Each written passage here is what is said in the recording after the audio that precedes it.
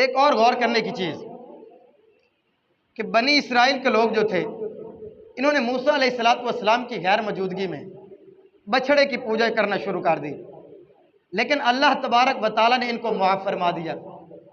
لعلکم تشکرون ثم عفونا عنکم من بعد ذلک لعلکم تشکرون، کہ تم نے بچھڑے کی پوجا شروع کی، اللہ پاک کے ساتھ شرک کیا، لیکن ہم نے تمہیں معاف کر دیا۔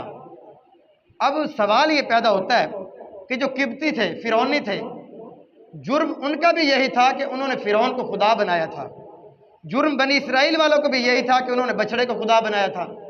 جرم تو دونوں کا ایک طرح کا ہے، بلکہ بنی اسرائیل کا جرم تو زیادہ بڑا ہے کہ فرعونیوں نے تو ایک زندہ انسان کو خدا بنایا تھا، لیکن جو بنی اسرائیل والے تھے انہوں نے ایک بے جان چیز، ایک پتھر کے بنے ہوئے بچھڑے کو پوجنا شروع کر دیا۔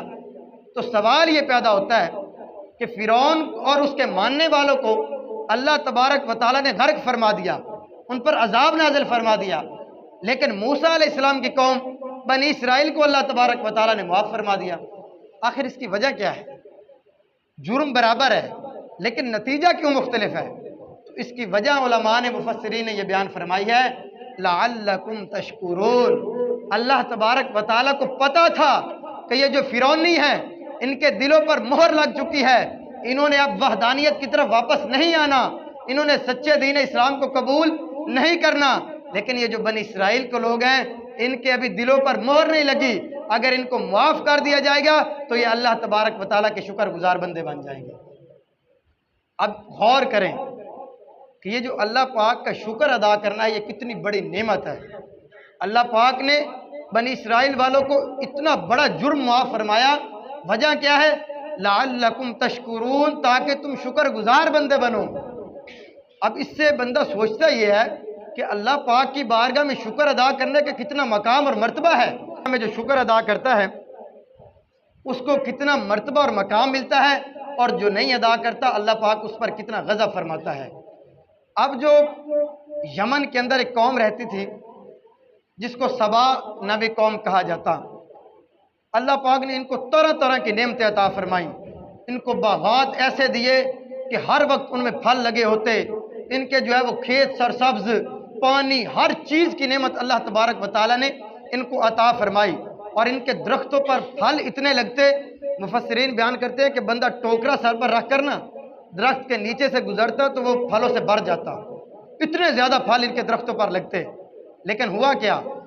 اتنی نعمتیں ملنے کے بعد چاہیے یہ تھا کہ یہ اللہ پاک کا شکر ادا کرتے، لیکن انہوں نے اللہ پاک کی نافرمانی شروع کر دی، انہوں نے ان نعمتوں کا شکر ادا نہیں کیا۔ اللہ تبارک و تعالیٰ نے ان کی طرف ایک نبی کو بھیجا، اس نے اللہ پاک کا پیغام ان تک پہنچایا، لیکن انہوں نے اسلام کو قبول نہ کیا، اللہ پاک کا شکر ادا نہ کیا۔ دوسرا نبی بھیجا، تیسرا بھیجا، حتیٰ کہ اللہ پاک نے ان کی طرف 13 انبیاء کرام بھیجے، لیکن انہوں نے ان کو جھٹلا دیا، شکر گزار بندے نہیں بنے۔ آخر اللہ تبارک و تعالیٰ نے ان پر اپنا عذاب نازل فرمایا، اور عذاب بھلا کیسے نازل فرمایا؟ اللہ پاک نے چوہے ایک قسم کے پیدا فرما دیے۔ اب ہوا کیا کہ ان کے پاس سے ایک نہر گزرتی تھی، اس نہر میں پانی بہت زیادہ تھا، اللہ پاک نے ان چوہوں کو اتنی طاقت عطا فرمائی کہ انہوں نے جو نہر کا بند ان کی طرف تھا اس کو کھوکھلا کر دیا، اور اتنا پانی وہاں سے ان کی طرف آیا کہ یہ ڈوب کر سارے ہلاک ہو گئے۔